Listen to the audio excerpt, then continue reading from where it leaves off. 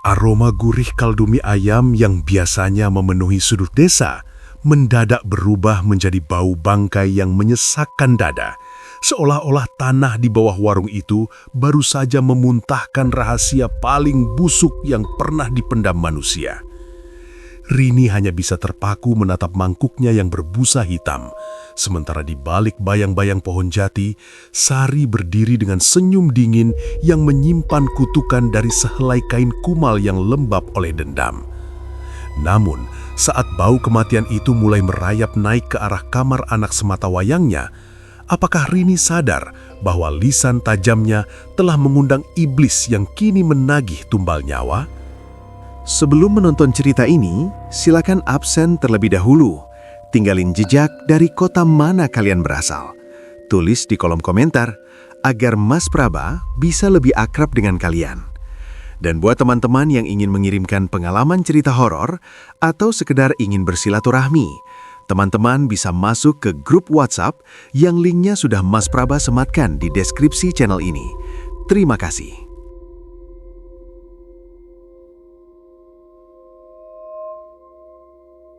Udara desa di Jawa Timur sore itu terasa amat gerah, seolah-olah langit sedang menahan amarah yang terpendam.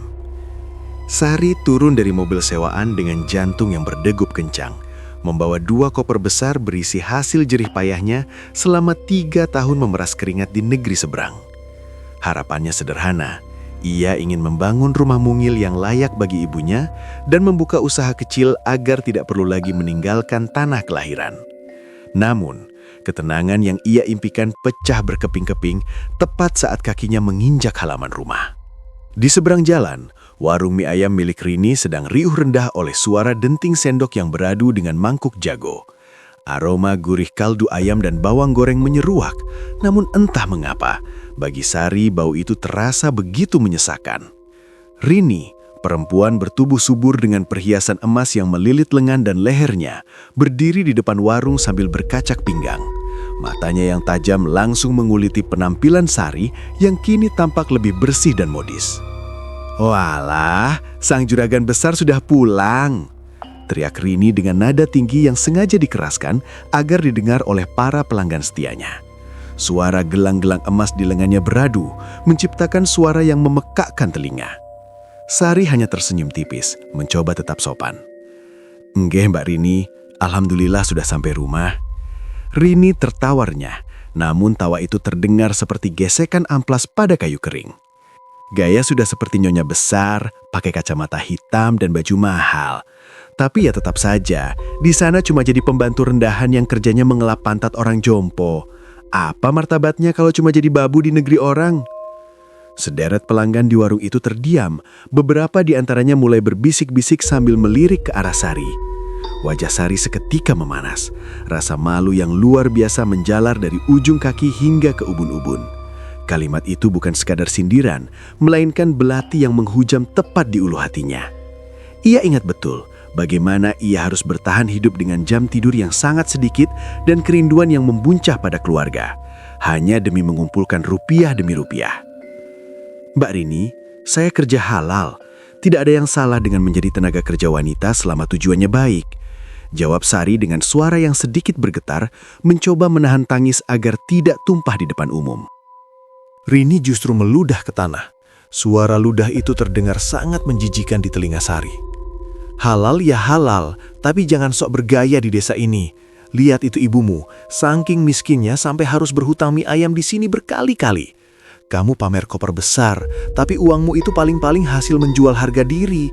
Jangan-jangan kamu di sana bukan jadi pembantu, tapi jadi simpanan."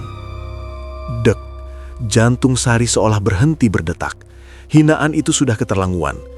Ia melihat ibunya keluar dari pintu rumah dengan wajah yang menunduk lesu. Tampak sangat malu mendengar teriakan Rini. Ibunya tidak berani membantah karena memang benar. Selama kiriman uang Sari terlambat karena kendala administrasi di luar negeri, sang ibu terpaksa berhutang untuk sekedar menyambung nyawa. "Cukup, Mbak, jangan bawa-bawa ibu saya," teriak Sari dengan emosi yang sudah diubun-ubun. "Loh, marah. Kenyataannya memang begitu kan?" Rini kembali mengaduk-aduk kuali mie ayamnya dengan kasar. Brak! Suara tutup kuali yang dibanting itu menggelegar, menciptakan gema yang tidak enak di telinga. Warga sini harus tahu, jangan sampai ada yang meniru jalan hidupmu yang tidak punya martabat itu. Pulang-pulang cuma bawa kesombongan, padahal aslinya cuma bambu yang kotor. Malam harinya, Sari mengadakan acara syukuran sederhana sebagai bentuk rasa syukur atas keselamatannya selama merantau.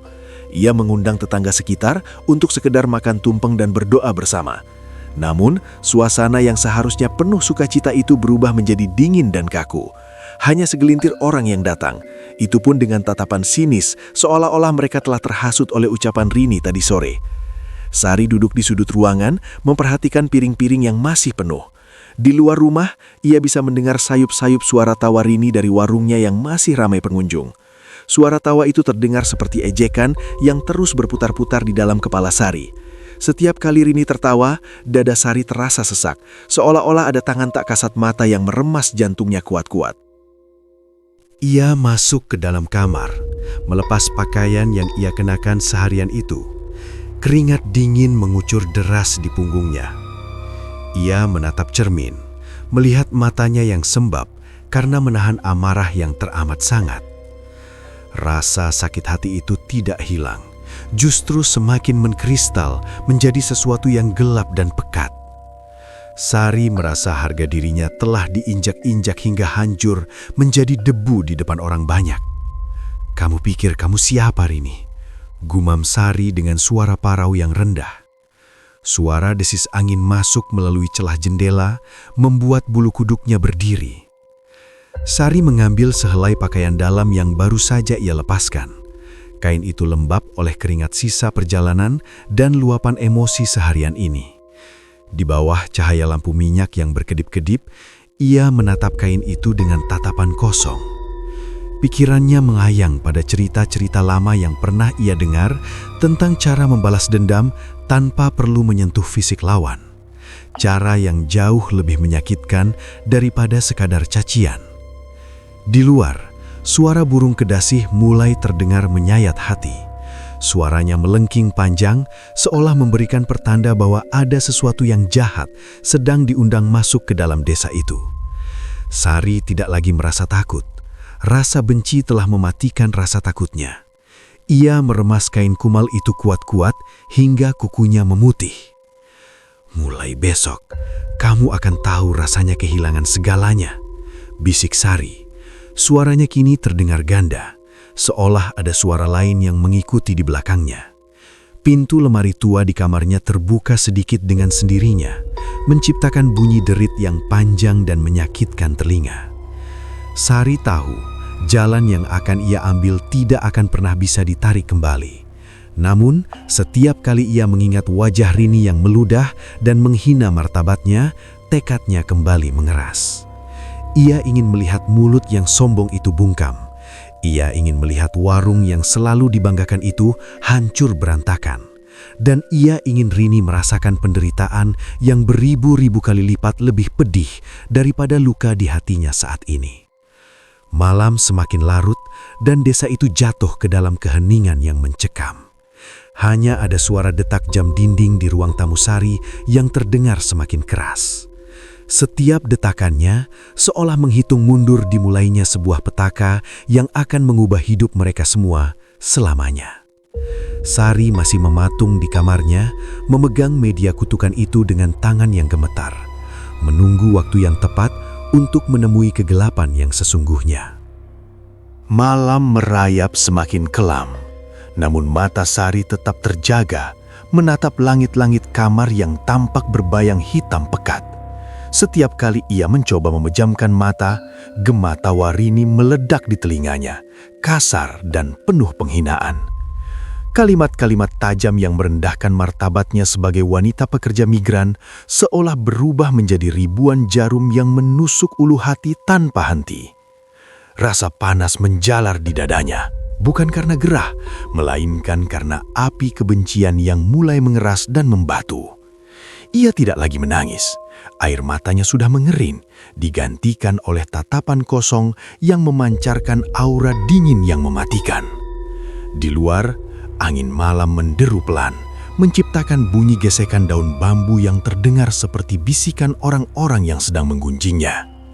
Sari bangkit dari tempat tidur dengan gerakan yang kaku, hampir menyerupai mayat hidup. Tangannya merogoh tumpukan pakaian kotor dan menarik sehelai kain kecil yang masih menyimpan sisa keringat dingin dari kejadian memilukan di sore hari itu. Inilah benda yang merekam saat-saat paling rendah dalam hidupnya. Ia meremas kain itu hingga buku-buku jarinya memutih, seolah sedang mencekik leher Rini dalam bayangannya. Tanpa ragu, Sari mengenakan jaket hitam dan melangkah keluar rumah lewat pintu belakang. Tujuannya hanya satu, yakni sebuah gubuk reot di pinggiran hutan jati yang dikenal warga sebagai tempat bersemayamnya kekuatan tua yang tak tersentuh nalar. Jalan setapak menuju ke sana sangat licin dan gelap, tertutup rimbunnya pepohonan yang seolah ingin menelan siapapun yang melintas. Suara burung hantu terdengar bersahut-sahutan, memberikan nada sambutan yang menyeramkan bagi jiwa yang sudah dirasuki dendam kesumat. Langkah kaki Sari terhenti di depan sebuah pintu kayu yang sudah lapuk. Sebelum ia sempat mengetuk, sebuah suara parau dan berat terdengar dari dalam, seolah pemiliknya sudah mengetahui kedatangannya sejak jauh-jauh hari. "Masuklah, Cah Ayu. Bau lukamu sudah sampai ke hidungku sebelum kakimu menginjak tanah ini," ucap suara itu dengan nada yang sangat rendah. Sari mendorong pintu yang berderit panjang dan tajam. Di dalam ruangan yang hanya diterangi sebatang lilin hitam, duduk seorang lelaki tua dengan kulit keriput yang tampak seperti kulit ular.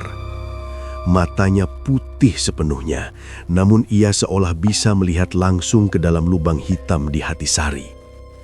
Aroma kemenyan dan bunga kamboja busuk memenuhi ruangan sempit itu, membuat perut Sari mual, namun ia tetap teguh pada pendiriannya. "Saya ingin dia merasakan sakit yang sama, Mbah.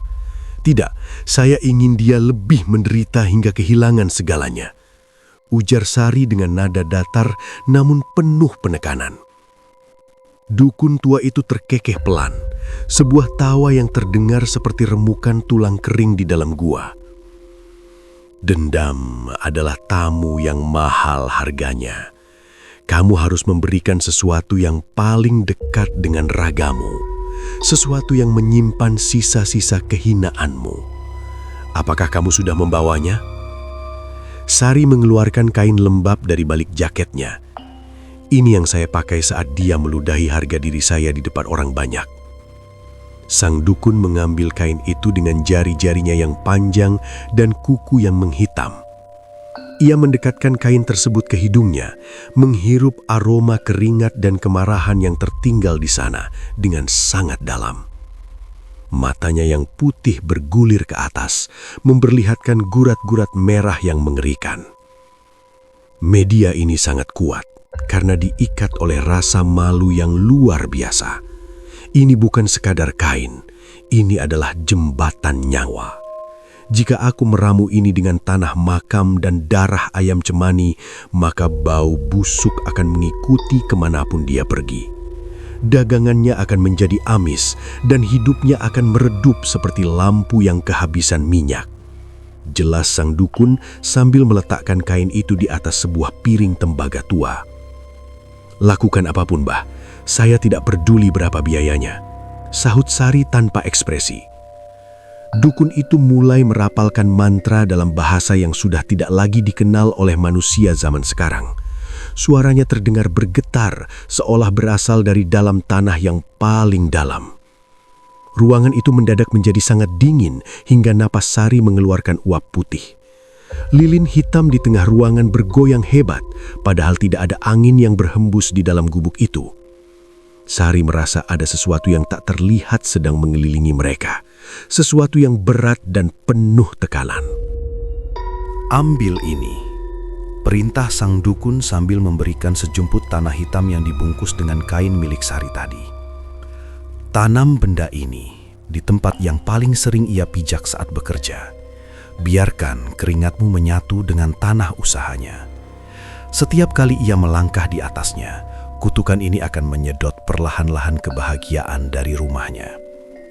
Sari menerima bungkusan itu dengan tangan yang gemetar bukan karena takut, melainkan karena gairah balas dendam yang meledak-ledak. Ia bisa merasakan denyut aneh dari dalam bungkusan kain tersebut, seolah ada jantung kecil yang mulai berdetak di dalamnya. Ingat satu hal, Cah Ayu. Dukun itu memperingatkan dengan suara yang tiba-tiba berubah menjadi sangat dingin. Sekali ritual ini dimulai, nyawa akan menjadi jaminannya. Bukan hanya nyawa dia, tapi bisa jadi nyawa orang-orang di sekitarnya. Apakah kamu sudah siap melihat kematian merangkak di depan matamu? Sari menatap mata putih dukun itu dengan keberanian yang menyesatkan. Dia sudah membunuh jiwa saya sore tadi dengan hinaannya. Sekarang, giliran saya yang mengambil nyawa dari hidupnya. Saya tidak akan mundur selangkah pun. Setelah meninggalkan gubuk itu, Sari berjalan kembali menuju desa dengan langkah yang lebih ringan. Langit malam yang tadinya tampak mengancam, kini terasa seperti kawan lama yang mendukung niat jahatnya. Ia melewati warung mie ayam Rini yang sudah tutup dan sepi. Di bawah sinar bulan yang tertutup awan mendung, Sari berlutut di dekat pintu masuk warung tersebut. Dengan kuku jarinya sendiri, ia menggali tanah di dekat ambang pintu masuk tempat para pelanggan biasanya mengantre.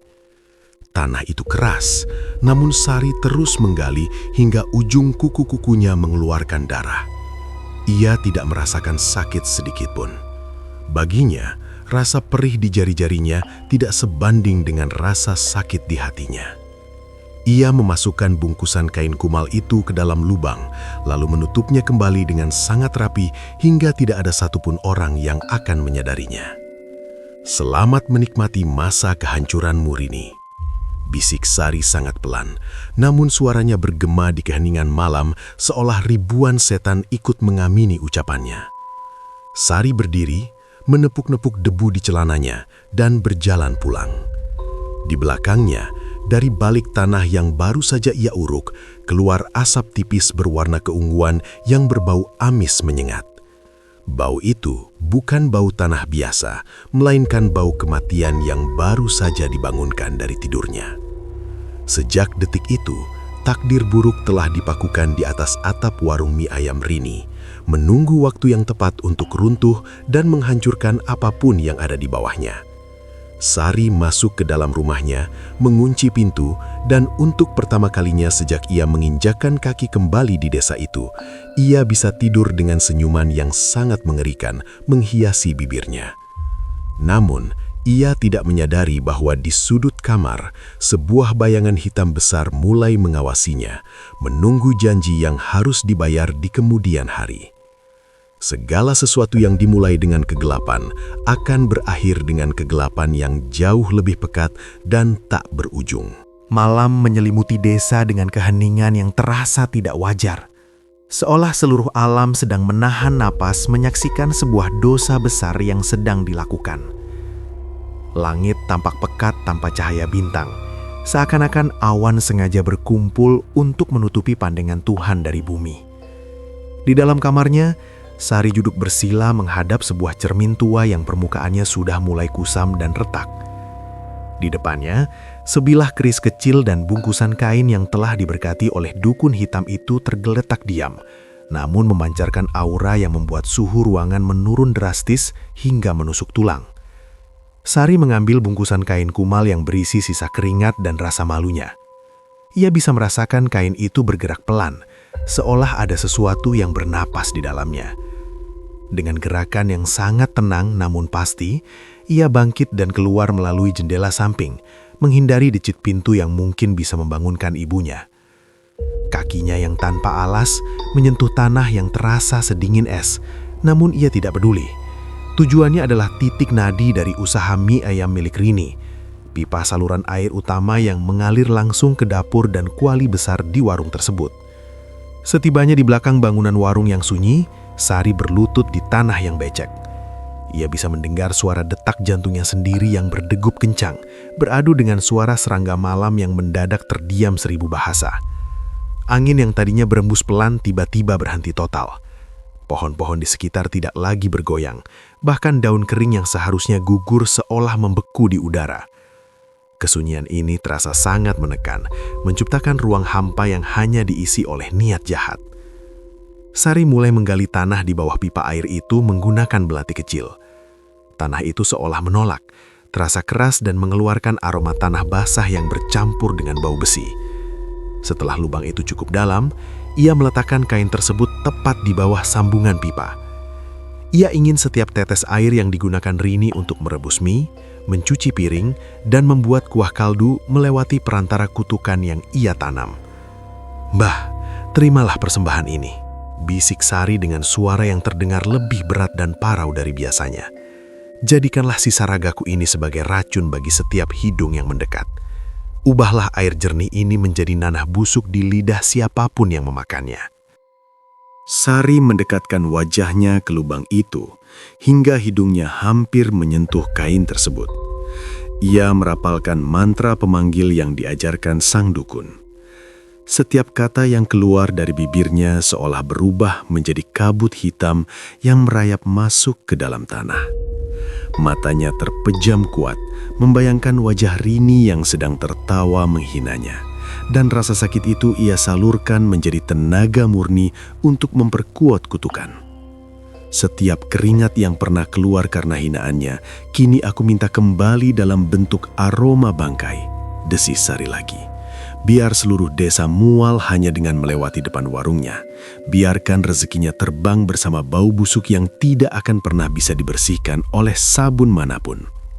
Tiba-tiba, dari dalam tanah yang baru saja ia gali, muncul kepulan asap tipis berwarna kelabu yang mengeluarkan suara mendesis pelan. Asap itu merayap naik, melilit pipa air tersebut seolah-olah sedang mencekiknya. Sari merasakan sensasi dingin yang luar biasa menjalar dari tanah menuju ujung-ujung jarinya, merambat ke lengan hingga mencapai jantungnya. Itu bukan rasa sakit, melainkan sebuah ikatan kontrak yang baru saja disahkan oleh kekuatan kegelapan. Di saat yang bersamaan, di dalam rumah Rini yang hanya berjarak beberapa meter, terdengar suara gelas pecah yang jatuh dari meja makan. Sari tersentak, namun ia tidak beranjak. Ia tetap mengubur kembali lubang itu dengan telaten, memastikan permukaan tanah kembali rata seolah tidak pernah tersentuh tangan manusia. Ia menepuk-nepuk tanah itu dengan telapak tangannya, memberikan penegasan terakhir pada ritualnya. "Selesai sudah," gumam Sari dengan senyum tipis yang tampak mengerikan di kegelapan. Sari berdiri dan menatap bangunan warung mie ayam itu dari kejauhan. Dalam penglihatannya yang kini sedikit berbeda, ia melihat seberkas cahaya hitam redup yang melingkari atap warung tersebut.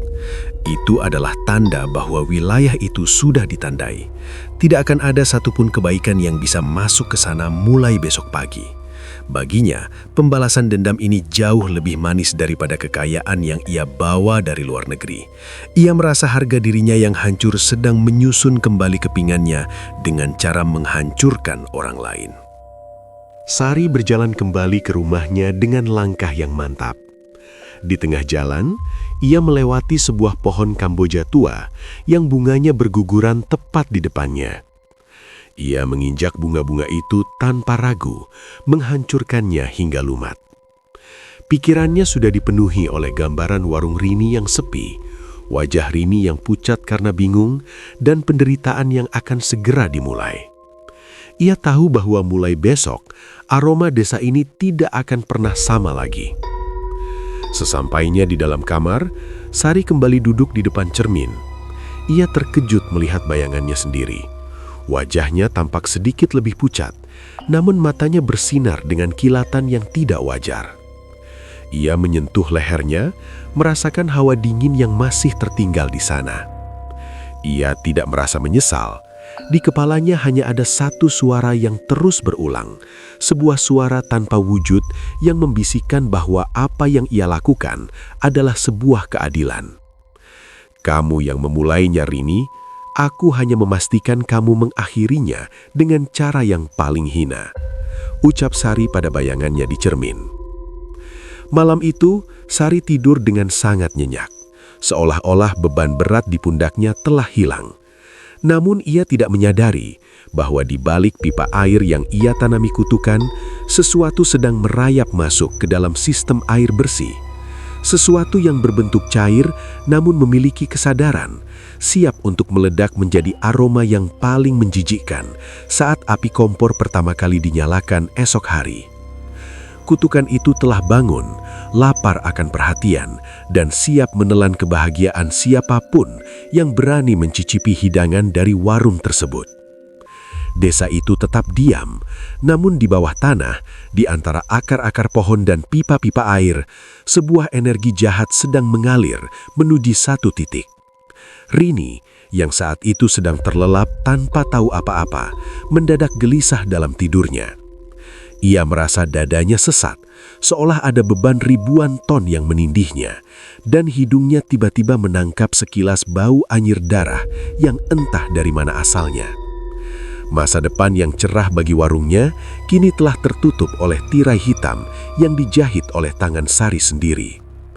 Penantian Sari untuk melihat kehancuran itu sudah hampir mencapai garis akhir, dan matahari esok pagi akan menjadi saksi dimulainya badai yang tak akan pernah reda. Cahaya fajar menyelinap malu-malu di sela gorden warung mie ayam milik Rini, menandai dimulainya rutinitas yang biasanya mendatangkan pundi-pundi rupiah melimpah. Rini bangun dengan perasaan sangat bugar. Jemarinya yang dihiasi cincin emas besar tampak lincah menyiapkan bahan-bahan masakan. Ia bersenandung kecil, membayangkan keuntungan besar yang akan ia dapatkan hari ini untuk membeli kalung baru yang sudah lama ia incar di toko perhiasan pasar. Baginya, setiap pagi adalah panggung untuk memamerkan kesuksesannya sebagai penguasa kuliner di desa tersebut. Setelah mencuci sayuran, Rini melangkah menuju kompor besar yang menjadi jantung dari warungnya. Ia memutar knop api, dan seketika nyala biru menjilat bagian bawah kuali raksasa berisi air jernih dan tulang ayam pilihan. Namun saat air itu mulai hangat dan uap pertama membubung ke udara, ada sesuatu yang ganjil. Rini mengerutkan kening, hidungnya yang tajam menangkap sekilas aroma yang tidak seharusnya ada di dapur yang bersih. Bau apa ini? Kok seperti bau kabel terbakar? Gumam Rini sambil mengendus udara di sekelilingnya. Ia memeriksa seluruh instalasi listrik, namun semuanya tampak normal. Ia kembali ke depan kuali, dan tepat saat air mulai mendidih, sebuah ledakan aroma yang sangat menjijikkan meledak dari balik tutup panci. Bau itu sangat pekat, menyerupai kombinasi antara bangkai tikus yang sudah membusuk selama seminggu dan air selokan yang tersumbat. Rini tersentak mundur hingga punggungnya membentur rak bumbu. Tangannya dengan cepat menutup hidung. "Ya Tuhan, amis sekali!" teriaknya dengan suara tertahan. Dengan gemetar, ia mengambil centong besar dan membuka tutup kuali tersebut. Uap putih yang biasanya beraroma rempah gurih, kini berubah menjadi kabut tipis berwarna kekuningan yang menyengat mata. Di dalam air mendidih itu, tulang-tulang ayam tampak seolah-olah dilapisi lendir hitam yang licin. Rini merasa isi perutnya bergejolak, mual yang luar biasa menghantam dadanya. Ia segera mematikan kompor dan membuang seluruh isi kuali ke parit belakang. Pasti ada tikus yang masuk ke dalam pipa air. Tidak mungkin bisa sebusuk ini kalau airnya bersih, ucap Rini meyakinkan dirinya sendiri. Ia mengambil selang dan menyemprot kuali itu berkali-kali menggunakan sabun cuci piring yang paling wangi. Ia menggosok setiap sudut dapur hingga mengkilap, memastikan tidak ada sisa lemak yang tertinggal. Rini kemudian mengisi kembali kuali itu dengan air baru dan mulai merebus ulang kaldu dengan bumbu yang lebih banyak. Jahe, lengkuas, dan daun salam ia masukkan dalam jumlah berlipat ganda untuk meredam bau aneh tadi. Waktu menunjukkan pukul 9 pagi saat para pelanggan pertama mulai berdatangan. Pak Darmo, seorang pensiunan yang merupakan pelanggan setianya, duduk di bangku kayu paling pojok. Rini tersenyum lebar, meski keringat dingin mulai membasahi dahinya karena rasa cemas yang belum hilang sepenuhnya. "Mie ayam 1, Mbak Rini, seperti biasa ya?" seru Pak Darmo dengan riang. "Siap, Pak. Sebentar ya, kaldunya baru saja matang," jawab Rini sambil mulai meracik bumbu di dalam mangkuk. Namun, saat Rini menyiramkan kuah panas ke atas tumpukan mie, aroma busuk itu kembali muncul. Kali ini jauh lebih kuat dari sebelumnya. Seolah-olah ada tangan tak kasat mata yang menyebarkan bau bangkai itu langsung ke hidung setiap orang di ruangan tersebut. Pak Darmo yang tadinya sedang asyik membaca koran, tiba-tiba terbatuk-batuk hebat. Wajahnya berubah pucat pasi, dan ia segera menutup hidungnya dengan sapu tangan. "Astagfirullah Mbak Rini, bau apa ini? Kok seperti ada bangkai manusia di warungmu?" tanya Pak Darmo dengan nada bicara yang sangat terganggu. Rini tertegun, wajahnya merah padam karena malu. "Mungkin dari got di depan, Pak, sedang ada perbaikan," katanya. Beberapa pelanggan lain yang baru saja duduk langsung berdiri kembali. Seorang ibu muda yang sedang menyuapi anaknya mendadak muntah di lantai karena tidak tahan dengan bau amis yang menyengat tersebut. Suasana warung yang biasanya penuh tawa berubah menjadi ajang tutup hidung dan saling pandang penuh kecurigaan. Bau itu seolah menempel di baju dan kulit siapapun yang berada di sana, menciptakan rasa mual yang tak tertahankan. "Ini bukan bau got, Mbak. Ini bau mie ayammu. Lihat itu, kuahnya berbusa hitam," teriak salah satu pelanggan sambil menunjuk ke arah mangkuk di depannya. Rini melihat mangkuk itu dan jantungnya seakan copot. Air kuah yang tadi tampak bening, kini perlahan berubah warna menjadi keruh dan mengeluarkan gelembung-gelembung kecil yang pecah mengeluarkan aroma kotoran manusia. Satu persatu pelanggan pergi meninggalkan warung tanpa membayar. Wajah mereka menunjukkan ekspresi jijik yang sangat dalam. Warung yang biasanya riuh itu dalam sekejap menjadi sunyi senyap, menyisakan Rini sendirian di tengah aroma kematian yang semakin pekat. "Ini tidak mungkin. Ini pasti ulah orang," teriak Rini frustasi. Ia berlari ke sumur belakang, mengambil ember air dan meminumnya langsung untuk membuktikan bahwa airnya baik-baik saja. Namun baru saja air itu menyentuh lidahnya, ia langsung menyemburkannya kembali. Rasa air itu sangat pahit, menyerupai rasa darah yang sudah basi dan berkarat. Lidahnya terasa keluh dan kerongkongannya seolah terbakar oleh cairan yang sangat kotor tersebut. Dari kejauhan, di balik rimbunnya pohon pisang yang membatasi pekarangan, Sari berdiri memperhatikan dengan tangan bersedekap. Ia melihat Rini yang sedang menangis meraung-raung sambil terus menyikat lantai warungnya. Sari menarik napas dalam-dalam, menghirup udara yang bagi orang lain sangat busuk, namun bagi dirinya terasa sangat harum seperti bunga melati di malam hari. Setiap kali Rini berteriak karena stres, Sari merasa luka di hatinya sedikit demi sedikit mulai pulih. "Bagaimana Rini? Masih mau menyombongkan martabatmu sekarang?" bisik Sari pada angin yang berembus pelan. Di dalam warung, Rini mencoba menyalakan dupa dan wewangian ruangan. Namun bau busuk itu justru semakin menggila. Seolah-olah aroma itu memiliki nyawa sendiri yang menolak untuk diusir. Setiap sudut ruangan kini terasa lembab dan dingin. Rini duduk di lantai dapur, memegangi kepalanya yang terasa mau pecah. Ia tidak mengerti mengapa kesuksesan yang ia bangun selama bertahun-tahun bisa hancur hanya dalam hitungan jam oleh bau yang tidak masuk akal ini. Ia melihat ke arah pintu masuk warungnya, tempat bungkusan kutukan Sari tertanam rapi. Di mata Rini, tempat itu tampak normal saja.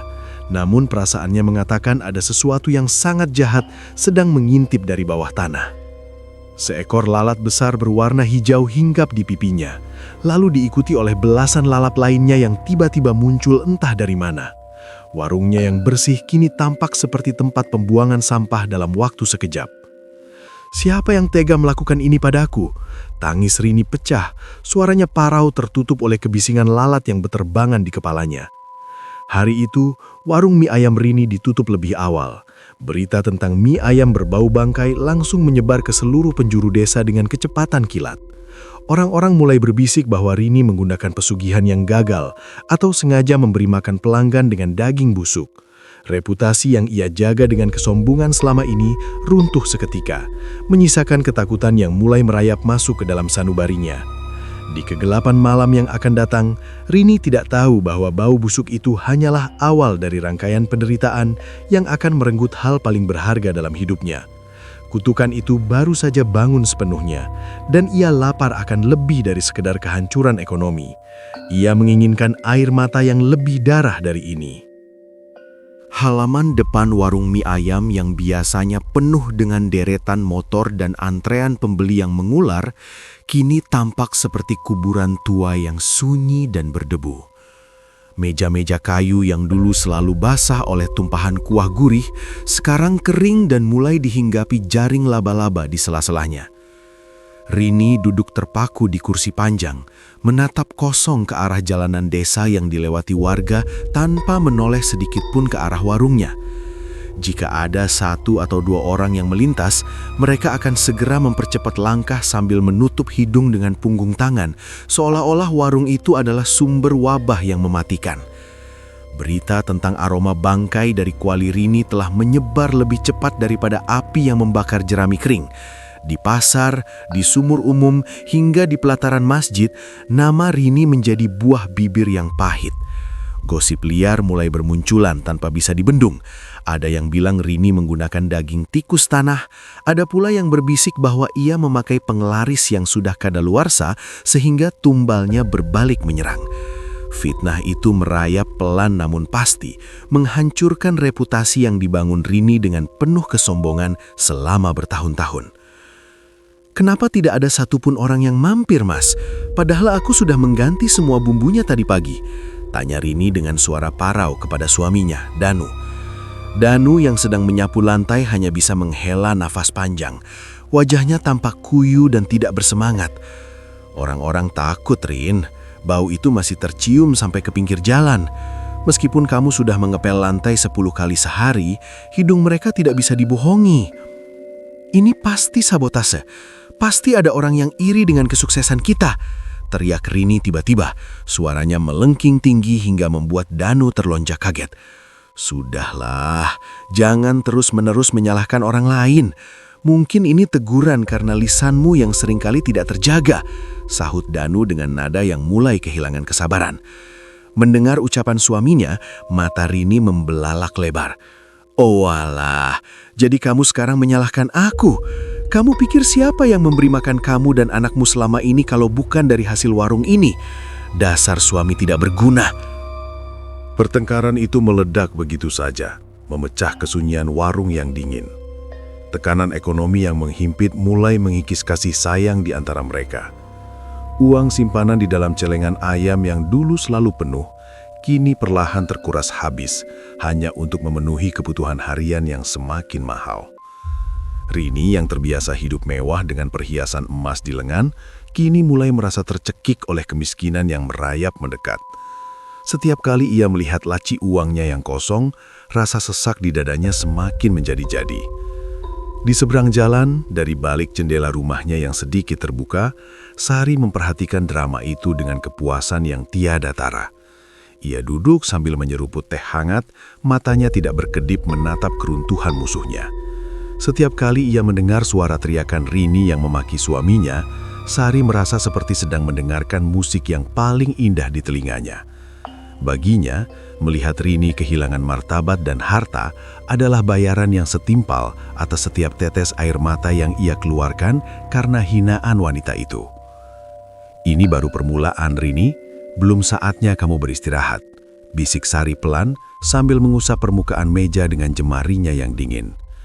Sari melihat bagaimana Rini mulai kehilangan kendali atas dirinya sendiri. Rambut wanita itu yang biasanya tersanggul rapi, kini tampak berantakan dan berminyak. Bedak tebal yang selalu menghiasi wajahnya, kini luntur oleh keringat stres dan air mata frustasi. Rini bukan lagi penguasa kuliner yang disegani, melainkan seorang wanita yang hampir gila karena ketakutan dan kegagalan. Aroma busuk itu seolah telah meresap ke dalam pori-pori kulitnya, membuatnya merasa jijik pada dirinya sendiri. Sore itu, mendung kembali menggelayut rendah di atas desa, menambah suasana muram di kediaman Rini. Danu mencoba mengajak istrinya bicara baik-baik, namun Rini justru melempar mangkuk mie ayam ke arah suaminya hingga pecah berkeping-keping.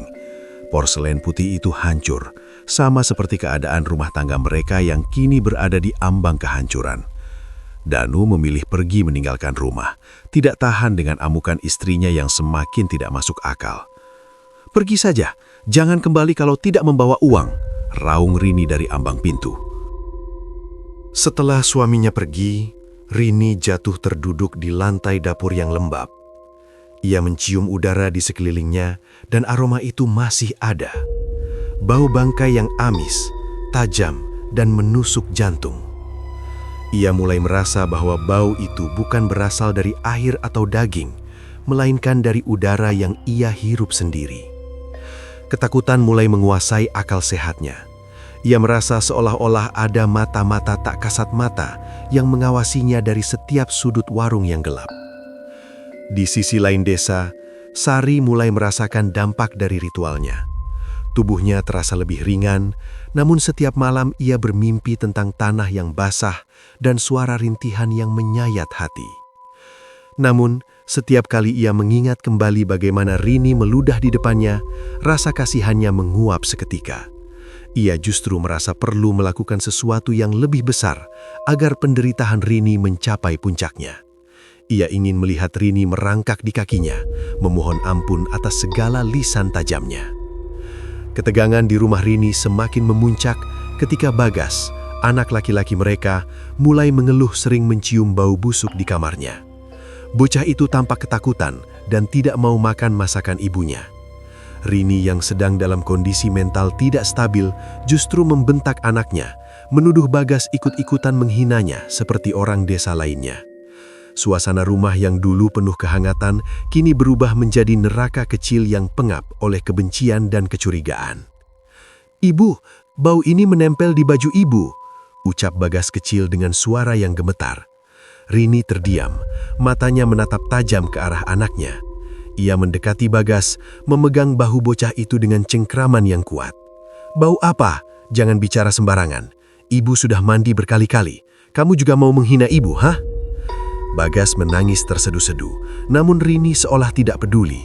Hatinya telah tertutup oleh kabut dendam dan harga diri yang terluka. Ia tidak menyadari bahwa di balik bayang-bayang lemari baju, sebuah energi hitam mulai merambat menuju tubuh kecil Bagas. Kutukan yang ditanam Sari telah menemukan jalan untuk memberikan pukulan yang paling mematikan bagi Rini. Bukan melalui harta, bukan melalui suami, melainkan melalui darah dagingnya sendiri.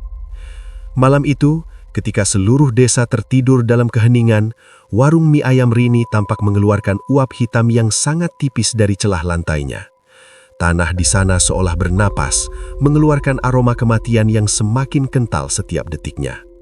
Sari, dari rumahnya, merasuki kesadaran yang sangat dalam, seolah ia bisa merasakan setiap denyut ketakutan yang dirasakan Rini. Ia tahu bahwa puncak penderitaan musuhnya sudah berada di depan mata, dan ia tidak akan membiarkan Rini lepas begitu saja sebelum semuanya hancur menjadi abu yang tak berbekas. Pintu kehancuran telah terbuka lebar, dan tidak ada lagi jalan untuk kembali bagi siapapun yang telah terjebak di dalamnya. Pagi itu, langit di atas desa tampak kelabu, seolah-olah matahari enggan menyinari tanah yang sudah terjangkit kutukan. Keheningan di rumah Rini pecah oleh suara batuk yang kering dan menyakitkan dari kamar Bagas. Bocah laki-laki yang biasanya ceria dan gemar bermain bola itu kini terbaring lemah di atas kasur dengan wajah yang pucat pasi, nyaris menyerupai warna tembok kamarnya. Matanya yang bulat kini tampak cekung dengan lingkaran hitam yang dalam, menyiratkan penderitaan yang melampaui usia kanak-kanaknya. Rini masuk ke kamar membawa semangkuk bubur hangat yang baru saja ia buat dengan sisa kekuatannya. Namun baru saja ia melangkah di ambang pintu, Bagas mendadak bangkit dan menutup mulutnya dengan tangan yang gemetar. Tubuh kecil itu mengejang, dan sedetik kemudian, ia memuntahkan cairan bening yang berbau amis telantai. Bau busuk yang selama ini menghantui warung mie ayam mereka, seolah kini telah berpindah dan bersemayam di dalam perut putranya. "Ibu, jauhkan itu! Baunya seperti bangkai kucing!" teriak Bagas dengan suara yang serak dan parau. Air matanya meleleh membasahi pipi yang kini hanya tinggal tulang. "Ini bubur ayam kesukaanmu, Nak. Ibu sudah memasaknya dengan bersih. Tidak ada bau apapun," sahut Rini dengan suara yang bergetar hebat. Ia mendekati anaknya, namun Bagas justru merangkak mundur hingga menyentuh kepala ranjang. Tatapannya penuh ketakutan, seolah-olah ibunya adalah monster yang membawa racun. Rini hancur. Ia sudah membawa Bagas ke dokter spesialis di kota, namun hasil pemeriksaan medis menyatakan bahwa semua organ tubuh Bagas berfungsi dengan normal. Tidak ada infeksi, tidak ada virus, dan tidak ada kelainan darah. Dokter hanya memberinya vitamin dan penyaranan untuk beristirahat. Namun kenyataannya, raga Bagas semakin hari semakin menyusut. Daging di lengannya seolah menguap, menyisakan kulit yang keriput dan pucat. Setiap kali Rini mencoba menyuapinya, Bagas akan bereaksi seolah-olah sedang dipaksa menelan kotoran manusia. Siang harinya, tekanan batin Rini mencapai titik didih saat ia mendapati air di wastafel dapurnya sama sekali tidak mengalir. Saluran pipa yang menuju kuali besar di warung tampak mampet total. Di tengah keputusasaan karena dagangan sepi dan anak yang sekarat, Rini mengambil sebuah cangkul kecil dan linggis dari gudang belakang. Dengan amarah yang meluap-luap, ia mulai menggali tanah di sekitar pipa air utama, tepat di titik di mana ia mencurigai adanya sumbatan. Pasti ini penyebabnya. Pasti ada bangka yang menyumbat pipa ini hingga airnya bau dan meracuni anakku. Teriak Rini sambil menghantamkan cangkul ke tanah dengan kalap. Tanah di belakang warung itu terasa aneh, lembab, berwarna hitam pekat, dan mengeluarkan uap dingin yang membuat bulu kuduk berdiri. Rini terus menggali meski peluh membasahi seluruh tubuhnya.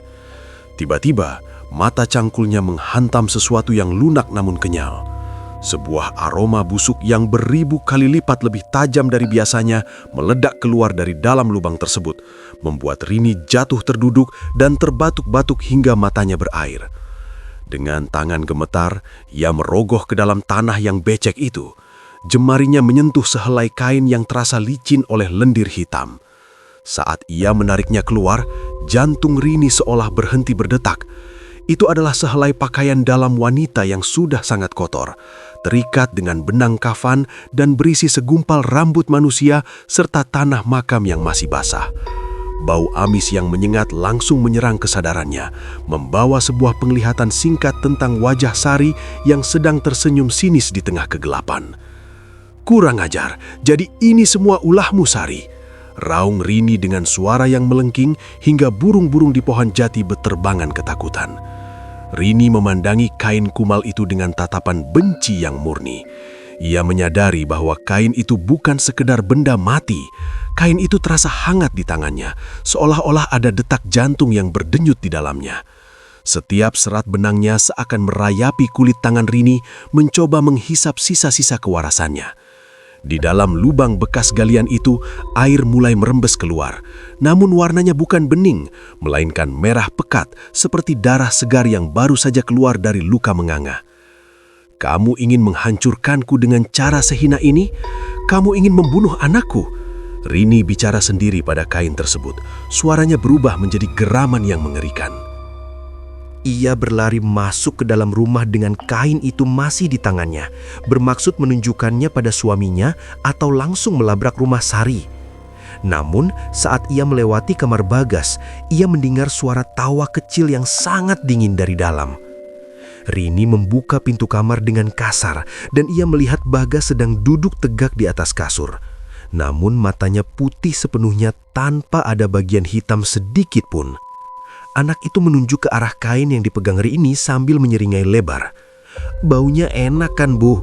Itu bau keringat orang yang sakit hati," ucap Bagas dengan nada suara yang bukan miliknya. Suara itu terdengar ganda, seperti perpaduan antara suara anak kecil dan bisikan nenek tua yang sudah lama mati. Rini menjerit histeris dan melepaskan kain itu hingga jatuh ke lantai. Kain kumal tersebut seolah memiliki nyawa sendiri. Ia menggeliat pelan di atas ubin sebelum akhirnya terdiam. Di saat yang bersamaan, Bagas jatuh pingsan kembali dengan tubuh yang mengejang hebat. Rini memeluk anaknya yang tinggal tulang itu sambil menangis meraung-raung, memohon ampun kepada Tuhan. Namun yang ia dengar hanyalah suara angin yang bersiul tajam di celah jendela, seolah menertawakan penderitaannya. Di luar rumah, Sari yang sedang duduk di terasnya sendiri mendadak merasakan sensasi panas di telapak tangannya. Ia tahu bahwa medianya telah ditemukan. Namun, bukannya takut, ia justru merasa puas. Ia tahu bahwa sekali kutukan itu tersentuh oleh tangan korbannya sendiri, maka kekuatannya akan berlipat ganda. Darah Bagas kini sudah terkontaminasi oleh energi hitam yang ia tanam, dan tidak ada kekuatan medis atau doa biasa yang bisa mencabutnya kembali. Malam itu, desa jatuh ke dalam suasana yang sangat mencekam. Kabut tebal turun menutupi jalanan, dan bau amis yang keluar dari lubang galian Rini merayap masuk ke setiap rumah warga, membuat orang-orang mengunci pintu rapat-rapat karena ketakutan. Rini masih terduduk di samping tempat tidur Bagas, memandangi kain kutukan yang tergeletak di pojok ruangan. Ia merasa seolah-olah seluruh dunia sedang runtuh menimpanya. Harga dirinya yang dulu ia banggakan kini benar-benar hancur, digantikan oleh rasa takut yang luar biasa akan kehilangan satu-satunya harta yang tersisa, nyawa anaknya. "Sari, teganya kamu," bisik Rini dengan suara yang hampir habis. Tanpa ia sadari, dari balik kain kumal di pojok ruangan, sebuah bayangan hitam mulai merayap naik ke dinding, membentuk siluet wanita berambut panjang yang menatap ke arah Bagas dengan lapar. Kutukan itu belum selesai bekerja. Ia baru saja mencicipi ketakutan Rini, dan kini ia menginginkan tumbal yang sesungguhnya. Konflik yang selama ini terpendam dalam lisan dan kebencian, kini telah berubah menjadi pertempuran antara hidup dan mati yang tak seimbang. Rini kini sadar bahwa musuh yang ia hadapi bukan lagi manusia, melainkan iblis yang ia ciptakan sendiri dari mulut tajamnya di masa lalu. Kesunyian malam itu menjadi saksi bisu bagi seorang ibu yang mulai kehilangan segalanya di bawah bayang-bayang dendam yang tak kunjung padam. Malam di desa itu seolah enggan berganti pagi, seakan-akan kegelapan telah menemukan rumah tetap di kediaman Rini. Di dalam kamar yang pengap oleh aroma minyak kayu putih dan sisa-sisa bau busuk yang misterius, Bagas terbaring tak berdaya. Tubuh bocah malang yang dulu berisi dan lincah itu kini mengalami transformasi yang mengerikan. Kulitnya tampak mengering, menempel ketat pada tulang belulangnya yang menonjol tajam di balik selimut tipis. Setiap kali ia bernapas, tulang rusuknya terlihat naik turun dengan susah payah, menyerupai kerangka hidup yang sedang menunggu ajal. Rini duduk di samping ranjang dengan mata yang merah dan bengkak.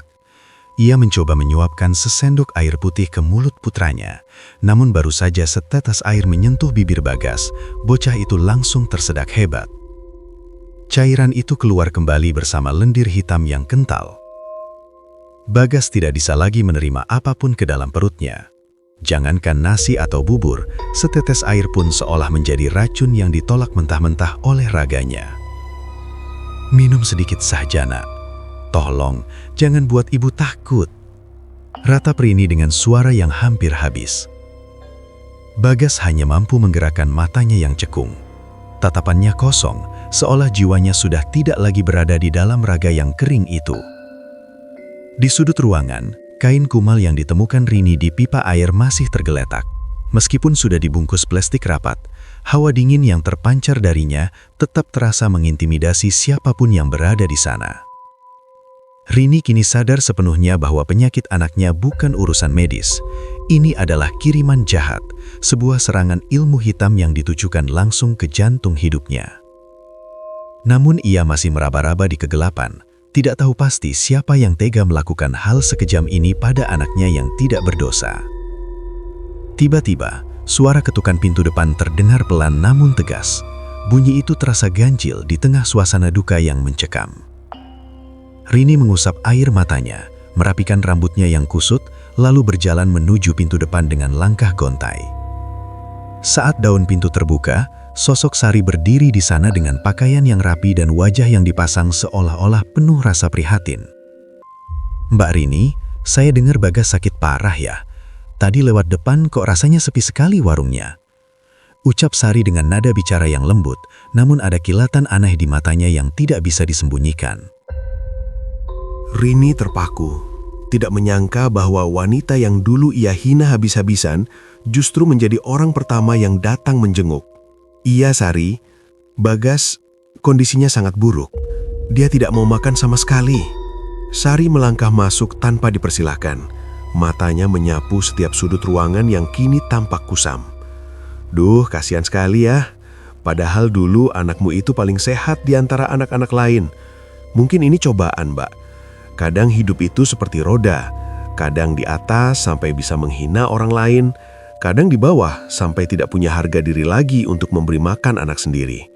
Kalimat itu meluncur dari bibir Sari dengan sangat halus. Namun bagi Rini, setiap kata itu terasa seperti sembilu yang menyayat luka lamanya. Ia merasa ada sindiran tajam di balik setiap ucapan Sari. Rini menatap Sari dengan curiga, namun ia terlalu lemah untuk mendebat. Pikirannya terbagi antara kesedihan pada anaknya dan rasa tidak nyaman berada di dekat Sari yang kini tampak begitu tenang, seolah sedang menikmati pemandangan di depannya. "Kenapa kamu bicara begitu, Sari?" tanya Rini dengan suara bergetar. Sari tersenyum tipis, sebuah senyuman yang tidak sampai ke mata. "Loh, saya kan cuma mengingatkan, Mbak, supaya kita lebih mawas diri. Siapa tahu ada lisan kita yang pernah menyakiti orang lain sampai orang itu merasa martabatnya diinjak-injak seperti kotoran. Kabarnya doa orang yang teraniaya itu langsung menembus langit, apalagi kalau orang itu sampai melakukan hal-hal nekat karena sakit hati." Suasana di ruang tamu itu mendadak menjadi sangat dingin. Rini merasakan bulu kuduknya berdiri. Ucapan Sari mengingatkannya pada kejadian di halaman rumah beberapa waktu lalu saat ia meneriaki Sari sebagai pembantu rendahan di depan semua orang. Apakah mungkin Sari pelakunya?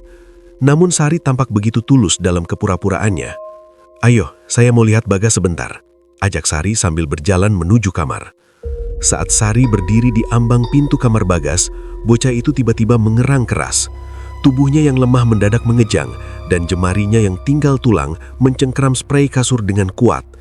Dari kerongkongannya keluar suara geraman binatang buas yang sangat rendah. Sari berdiri mematung, menatap Bagas dengan tatapan yang sangat dalam, seolah sedang berkomunikasi dengan sesuatu yang ada di dalam tubuh anak itu. Cepat sembuh ya Bagas, jangan sampai kamu pergi sebelum ibumu merasakan penyesalan yang sesungguhnya, bisik Sari di dekat telinga Bagas. Suara bisikan itu sangat pelan, namun terdengar sangat jelas di telinga Rini sebagai sebuah ancaman yang nyata. Rini segera menarik bahu Sari agar menjauh dari ranjang anaknya. "Apa yang kamu bicarakan? Keluar kamu Sari, keluar!"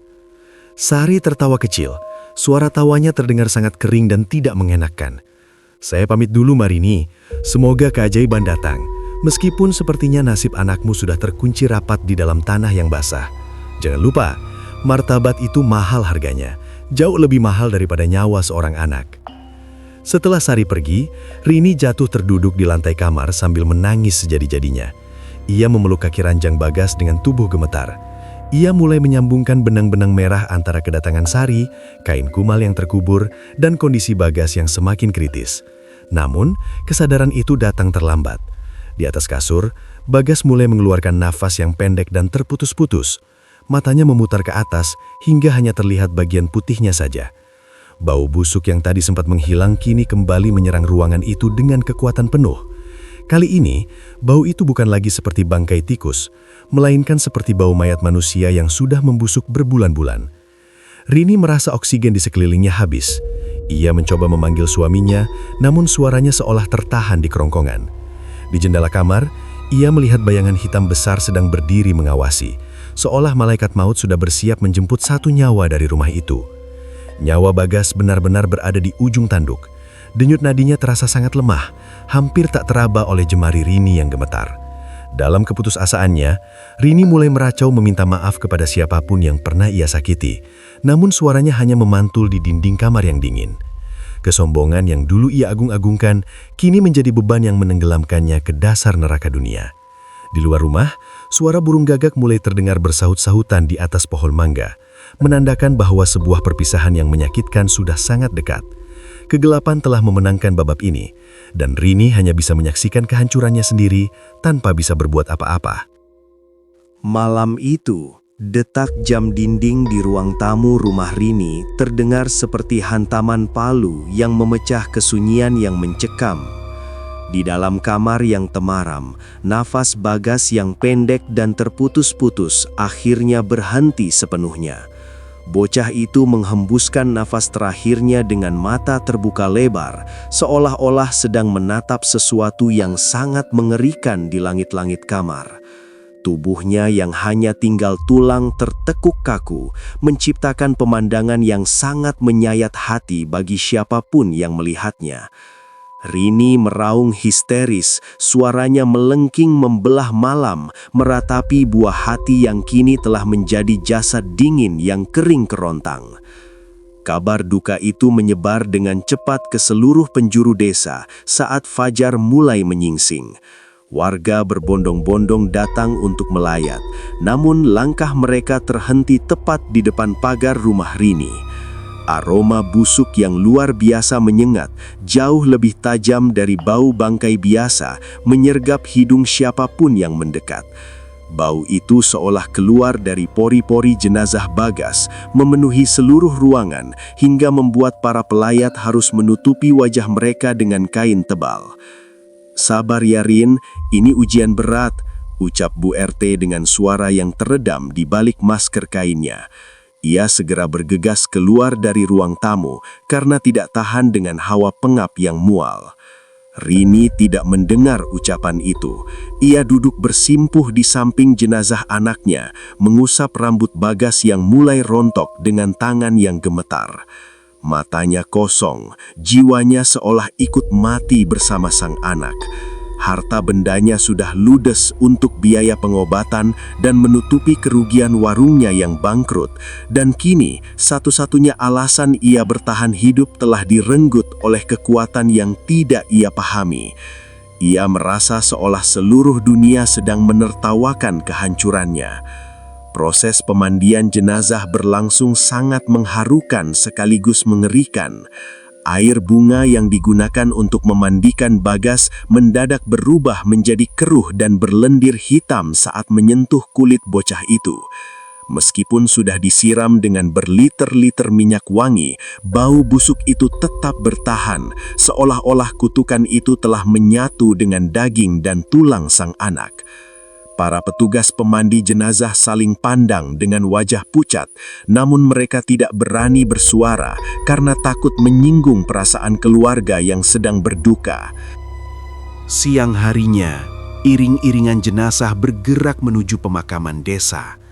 Langit tampak mendung pekat, menaungi kesedihan yang mendalam.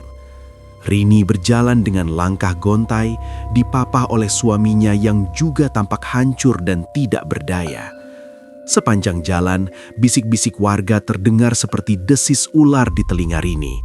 Mereka membicarakan tentang kematian yang tidak wajar dan bau busuk yang terus mengikuti keranda tersebut. Rini merasa martabatnya yang dulu setinggi langit, kini telah terkubur di bawah lumpur yang paling kotor. Sesampainya di liang lahat, suasana semakin mencekam. Saat jenazah Bagas diturunkan ke dalam tanah, angin kencang tiba-tiba bertiup membawa aroma amis yang sangat kuat hingga beberapa pelayat jatuh pingsan. Rini jatuh berlutut di tepi lubang kubur, tangannya mencengkeram tanah yang basah. Di tengah isak tangisnya yang memilukan, matanya tidak sengaja menangkap sosok yang berdiri di balik pohon Kamboja besar agak jauh dari kerumunan warga. Di sana, Sari berdiri dengan tenang. Ia mengenakan kerudung hitam yang menutupi sebagian wajahnya, namun matanya yang tajam menatap langsung ke arah Rini. Sudut bibir Sari terangkat sedikit, membentuk sebuah senyuman tipis yang sangat dingin dan penuh kemenangan. Senyuman itu bukan senyuman simpati, melainkan senyuman seorang pemenang yang baru saja menyelesaikan sebuah mahakarya penghancuran. Sari tidak menangis, ia justru tampak sangat menikmati pemandangan di depannya. Dek!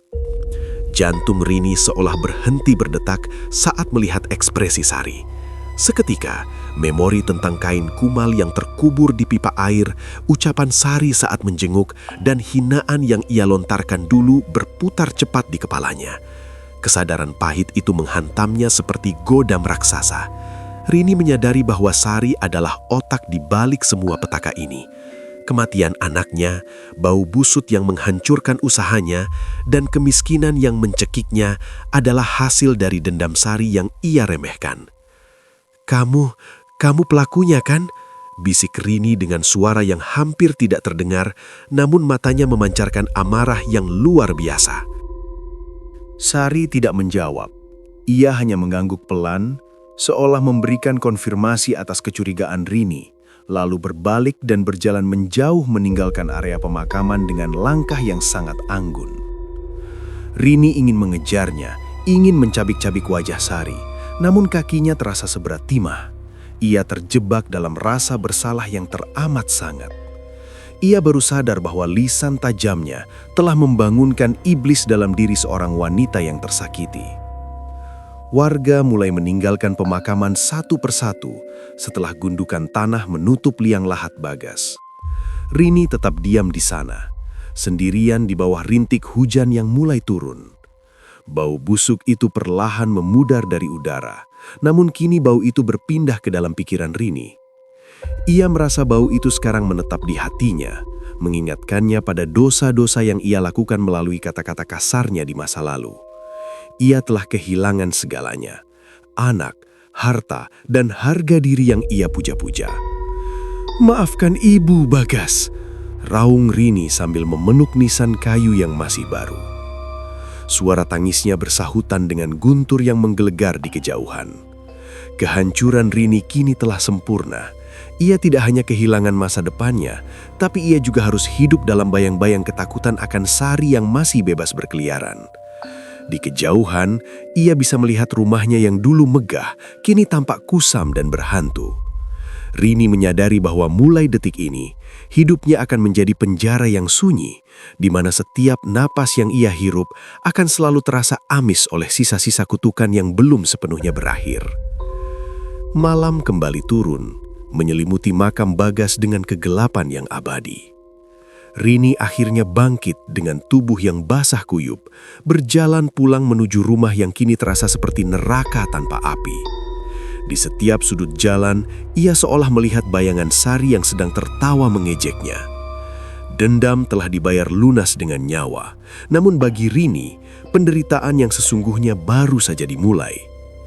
Ia harus menanggung beban kenyataan bahwa dialah penyebab kematian anaknya sendiri karena tidak bisa menjaga lisannya dari menghina sesama manusia. Kesunyian makam itu seolah menjadi akhir dari sebuah kesombongan yang dibayar dengan harga yang terlalu mahal. Matahari sore yang berwarna merah darah menyinari wajah Rini yang tampak sangat cekung dan kuyu. Dengan langkah yang terseok-seok dan napas yang memburu, ia berjalan menuju rumah Sari, menggenggam sebuah bungkusan plastik berisi sisa kain kumal yang ia temukan di pipa airnya. Amarahnya sudah melampaui batas kewarasan. Di kepalanya hanya ada satu tujuan, yaitu membuat Sari mengakui semua perbuatan biadabnya yang telah merenggut nyawa Bagas. Rini tidak peduli lagi dengan penampilannya yang berantakan atau rambutnya yang sudah tidak pernah disisir selama 7 hari terakhir. Sesampainya di depan pagar rumah Sari, Rini berteriak sekuat tenaga hingga urat-urat di lehernya menonjol tajam. "Keluar kamu Sari, keluar pembunuh, kamu yang menyantet anakku sampai mati, keluar kamu dukun cabul." Beberapa tetangga yang sedang duduk-duduk di teras rumah mereka segera keluar karena terkejut mendengarkan teriakan histeris itu. Sari muncul dari balik pintu dengan sangat tenang, mengenakan daster yang bersih dan wajah yang tampak sangat berwibawa, jauh berbeda dengan Rini yang tampak seperti gembel. Sari tidak menunjukkan ketakutan sedikit pun. Ia justru menatap Rini dengan tatapan penuh iba yang dibuat-buat, yang justru semakin membakar emosi Rini. "Mbak Rini, ada apa ini? Kenapa Mbak teriak-teriak di depan rumah saya?" tanya Sari dengan nada bicara yang sangat lembut dan sopan di depan warga. "Jangan pura-pura suci kamu, ini buktinya." Rini melempar bungkusan plastik berisi kain kotor itu ke arah kaki Sari. "Kamu tanam ini di warungku. Kamu gunakan celana dalammu yang busuk ini untuk membunuh anakku. Akui saja, Sari." Sari melihat bungkusan itu, lalu menatap para warga dengan mata yang berkaca-kaca. "Astagfirullah, Mbak. Saya tidak tahu itu benda apa. Mungkin Mbak Rini sedang depresi karena kehilangan Bagas. Saya mengerti perasaan Mbak, tapi tolong jangan memfitnah saya seperti ini." Warga mulai berbisik-bisik, menatap Rini dengan tatapan sinis dan penuh penghinaan. Pak RT yang baru saja datang mencoba menenangkan suasana. Sudah Mbak Rini, jangan sembarangan menuduh tanpa bukti yang jelas. Itu cuma kain kotor, bisa saja dari tempat sampah atau hanyut dari selokan. Kasihan Sari, dia tidak tahu apa-apa. Tapi Pak, saya melihatnya tersenyum di pemakaman. Dia yang melakukan ini. Raung Rini sambil mencoba mencakar wajah Sari, namun warga segera menahannya dengan kuat. Lepaskan, kalian semua sudah buta. Dia ini iblis, teriak Rini sambil meronta-ronta. Mbak Rini sebaiknya pulang dan beristirahat. Sepertinya Mbak sedang sakit jiwa karena terlalu sedih, ucap salah satu warga dengan nada yang sangat meremehkan. Rini akhirnya diseret pulang oleh beberapa orang, sementara Sari tetap berdiri di depan rumahnya dengan wajah sedih yang sangat meyakinkan. Namun, saat kerumunan warga mulai bubar, Sari menatap punggung Rini dan membisikkan sesuatu yang hanya bisa didengar oleh angin. Dulu kamu panggil aku pembantu rendahan. Sekarang, semua orang memanggilmu wanita gila. Adil bukan? Sejak hari itu, kehidupan Rini berubah menjadi neraka yang sunyi. Warung mie ayam kebanggaannya yang dulu menjadi simbol kesuksesan, kini resmi ditutup secara permanen. Tanpa ada yang merawat, bangunan kayu itu cepat sekali mengalami kerusakan. Rayap-rayap mulai menggerogoti tiang penyangganya, dan atapnya runtuh hanya dalam waktu singkat, seolah-olah tanah di bawahnya memang menolak keberadaan bangunan tersebut. Warung itu kini hanyalah onggokan kayu lapuk yang ditumbuhi semak belukar dan menjadi sarang ular. Keadaan mental Rini semakin merosot tajam. Ia kini hidup sendirian di rumahnya yang besar namun kosong, karena suaminya pun sudah tidak tahan dan memilih pergi entah kemana.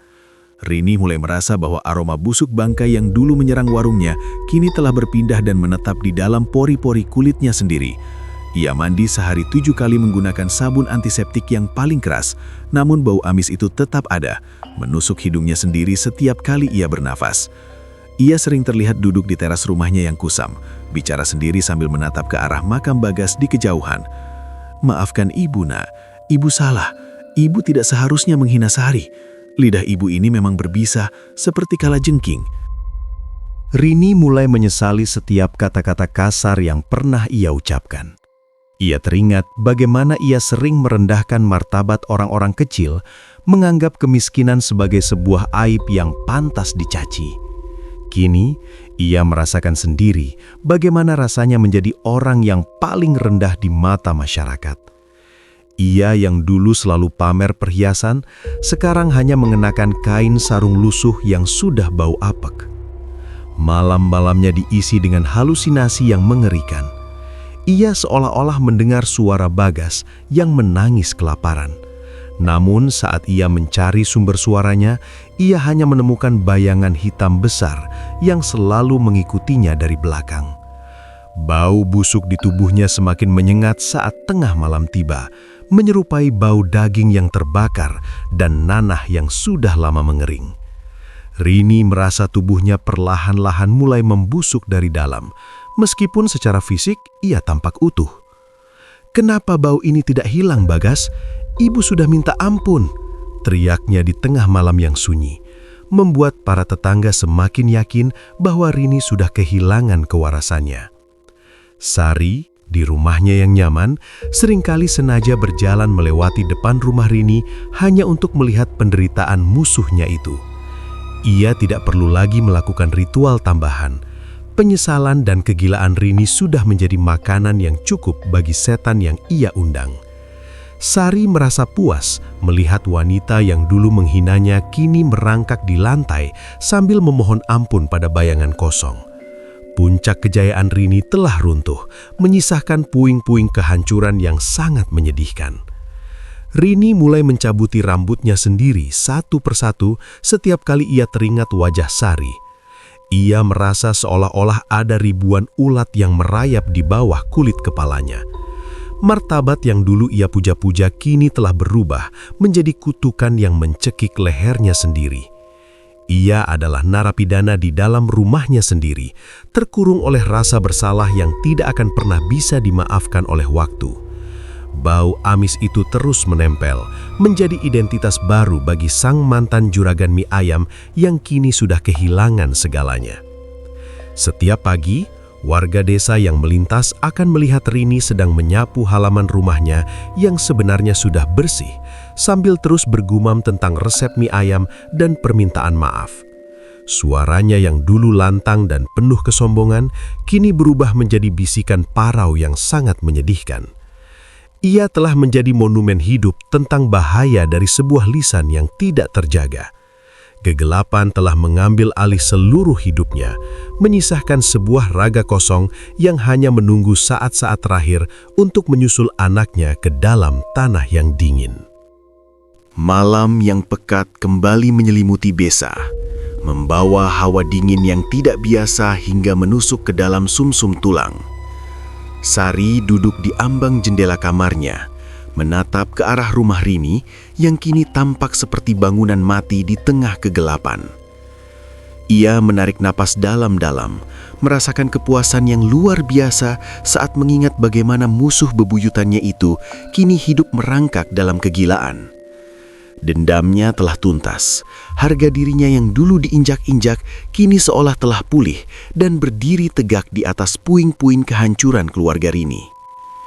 Namun, di tengah keheningan yang mencekam itu, Sari tiba-tiba merasakan sensasi aneh di punggung tangannya.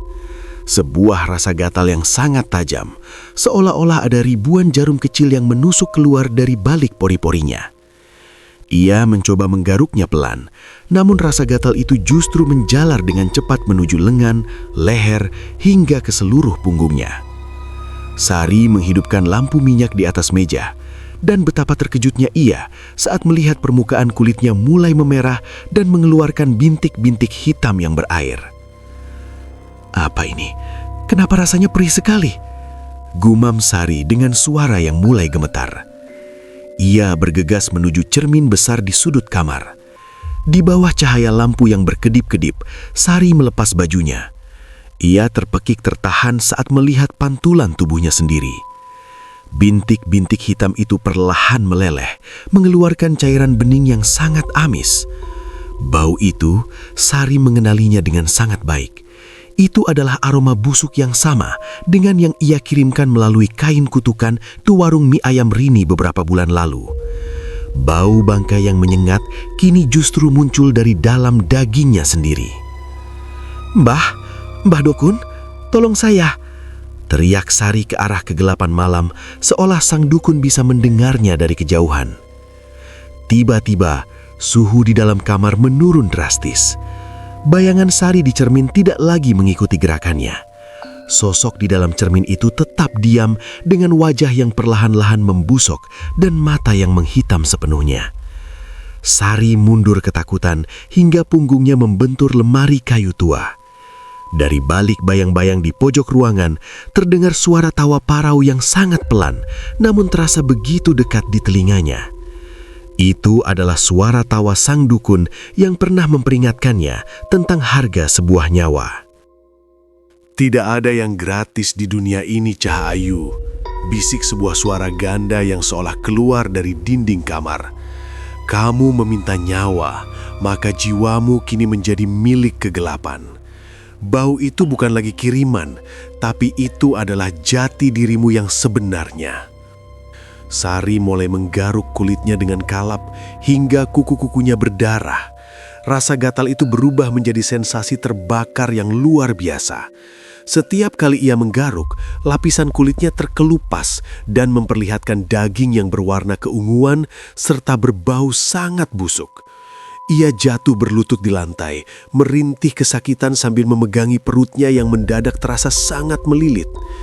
Ia merasa ada sesuatu yang hidup sedang bergerak-gerak di bawah lapisan kulitnya, merayap menuju jantung dan paru-parunya. "Tolong, hentikan ini. Saya sudah memberikan apa yang diminta," raung Sari sambil menangis darah. Namun, tidak ada jawaban. Hanya suara derit pintu lemari yang terbuka perlahan dengan sendirinya. Dari dalam lemari, keluar asap tipis berwarna kelabu yang berputar-putar mengelilingi tubuh Sari. Ia melihat bayangan Bagas, anak Rini yang telah meninggal, berdiri di sudut ruangan dengan tubuh yang kering kerontang. Sosok kecil itu menunjuk ke arah Sari sambil menyeringai lebar, memperlihatkan deretan gigi yang hitam dan tajam. "Ibu bilang bau ini enak kan? Sekarang kamu yang memakainya selamanya," ucap suara Bagas yang terdengar seperti gema di dalam gua. Sari menyadari kesalahan fatalnya. Ia mengira bisa mengendalikan kegelapan untuk kepentingannya sendiri. Namun kenyataannya, kegelapanlah yang telah mengendalikannya sejak awal. Setiap rasa sakit hati yang ia ubah menjadi kutukan, kini berbalik menyerang raganya. Kemenangan yang ia banggakan hanyalah umpan agar ia terjatuh ke dalam jurang yang tidak memiliki dasar. Ia telah menghancurkan Rini, namun ia juga telah memusnahkan kemanusiaannya sendiri.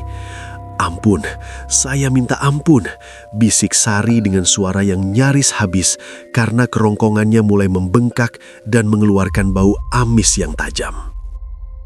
Kini setiap kali ia mencoba bicara, yang keluar hanyalah suara desis ular dan bau busuk yang membuat lalat-lalat hijau mulai berdatangan ke kamarnya.